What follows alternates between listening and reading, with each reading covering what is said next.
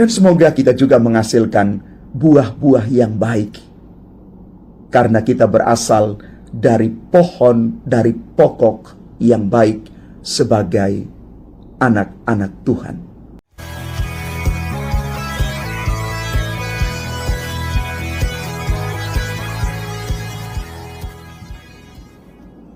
Salam Bapak Ibu, Saudara dan Saudari. Selamat hari Minggu untuk kita sekalian. Mari sebelum kita merenungkan sabda Tuhan, kita membacakan teks Injil Lukas bab 6 ayat 39 sampai dengan 45 sebagai bacaan kudus bahan refleksi kita hari ini. Sekali peristiwa Yesus menyampaikan perumpamaan ini kepada murid-muridnya. Dapatkah orang buta menuntun orang buta? Bukankah keduanya akan jatuh ke dalam lubang? Seorang murid tidak melebihi gurunya, tetapi orang yang telah tamat pelajarannya akan menjadi sama dengan gurunya. Mengapa engkau melihat serpihan kayu di dalam mata saudaramu, sedangkan balok di dalam matamu sendiri tidak engkau ketahui? Bagaimana mungkin engkau berkata kepada saudaramu, "Saudara, biarlah aku mengeluarkan serpihan kayu yang ada di dalam matamu," padahal balok yang di dalam matamu tidak engkau lihat? Hai orang munafik, keluarkanlah dahulu balok dari matamu, maka engkau akan melihat dengan jelas untuk mengeluarkan serpihan kayu itu dari mata saudaramu. Karena tidak ada pohon yang baik yang menghasilkan buah yang tidak baik, dan juga tidak ada pohon yang tidak baik yang menghasilkan buah yang baik. Sebab setiap pohon dikenal dari buahnya. Karena dari semak duri orang tidak memetik buah ara, dan dari duri-duri orang tidak memetik buah anggur. Orang yang baik mengeluarkan apa yang baik dari perbendaharaan hatinya yang baik, tetapi orang yang jahat mengeluarkan apa yang jahat dari perbendaharaannya yang jahat. Karena yang diucapkan mulutnya meluap dari hatinya. Demikianlah sabda Tuhan. Terpujilah Kristus.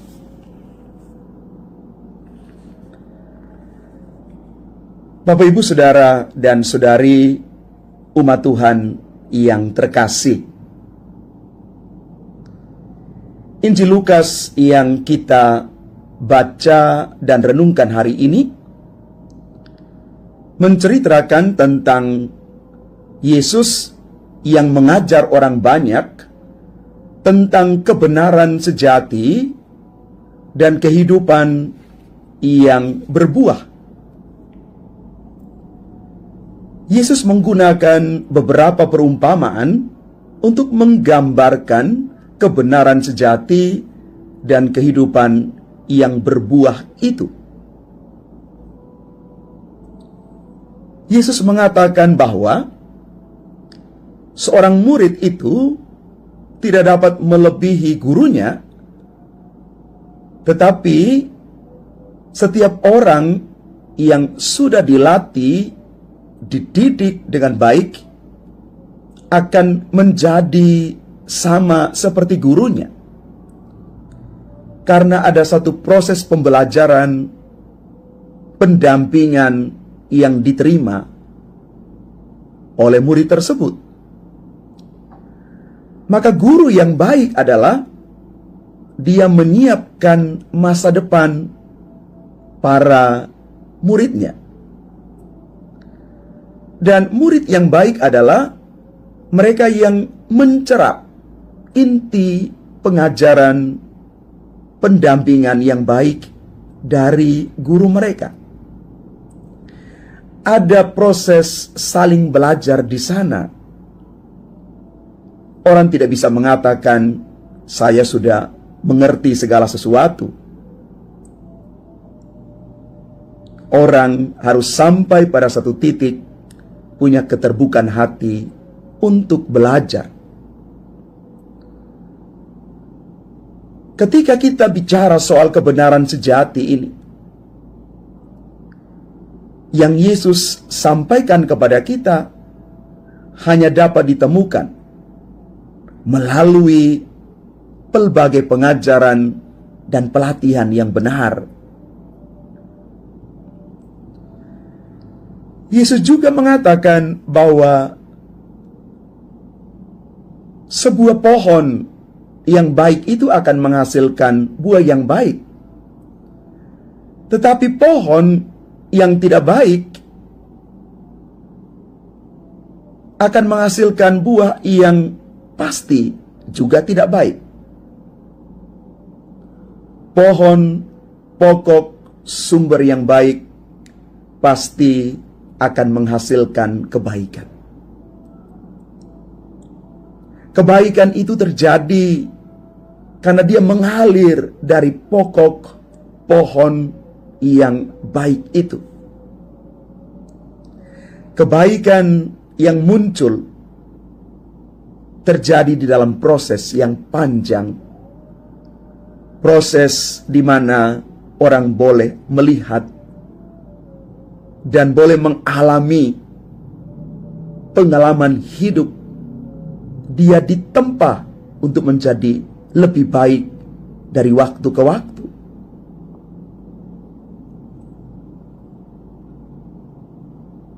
Yesus juga memberikan pengajaran pada bagian yang terakhir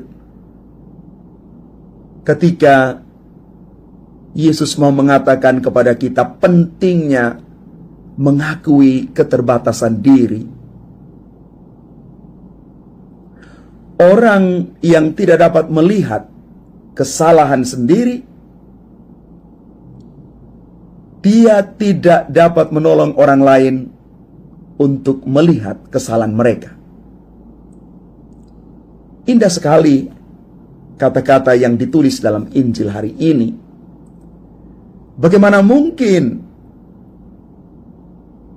saya melihat serpihan kayu di mata saudaraku, sementara aku lupa akan balok yang sementara menghalangi pandanganku. Saya tidak mungkin bisa mengarahkan orang, menilai orang, menegur orang lain, karena orang lain mungkin bersalah, lalu lupa berkaca untuk melihat diri sendiri. Gambaran balok dan serpihan kayu ada satu perbandingan yang sangat mencolok. Inilah kebenaran sejati yang mau ditunjukkan kepada Yesus. Bagaimana kita diajak untuk belajar melihat diri, belajar berkaca, bahkan juga lebih mudah untuk melihat kesalahan sendiri daripada kesalahan orang lain. Maka kalau kita sampai pada titik ini, kita tidak gampang untuk menilai orang lain. Kadang-kadang kita terlalu mudah untuk melihat di luar kita.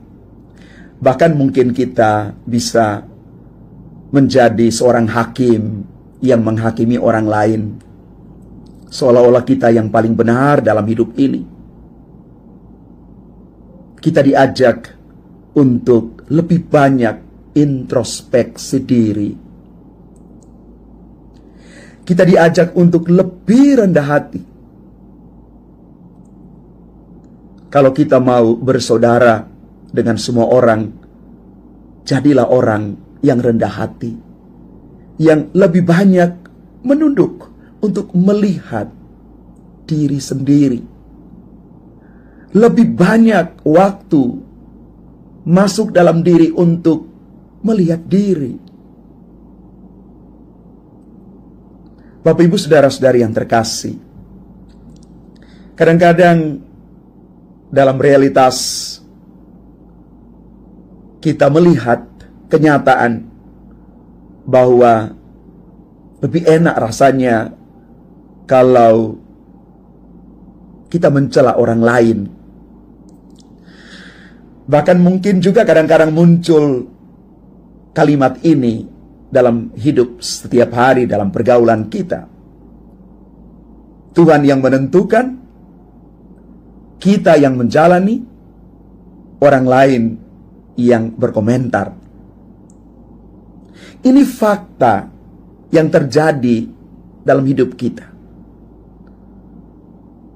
Maka mari Bapak Ibu saudara-saudari yang terkasih, firman Tuhan hari ini mengajak kita untuk sampai pada satu titik merenungkan kebenaran sejati dari firman Tuhan hari ini.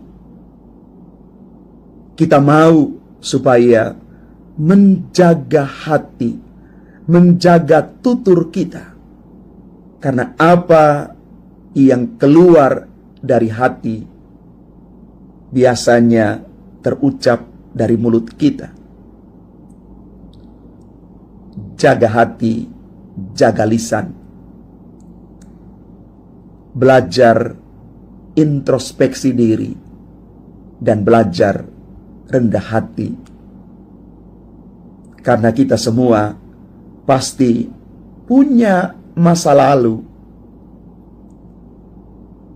Kita punya masa sekarang yang tidak luput dari kesalahan, kekurangan, dan kelemahan.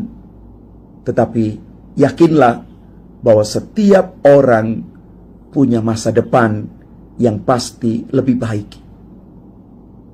Semoga kita menjadi orang-orang, para pengikut Kristus, yang tidak gampang melihat keluar dan menilai keburukan orang lain, tetapi lebih banyak waktu ke dalam untuk melihat diri. Dan semoga kita juga menghasilkan buah-buah yang baik, karena kita berasal dari pohon, dari pokok yang baik sebagai anak-anak Tuhan. Tuhan memberkati kita sekalian. Amin.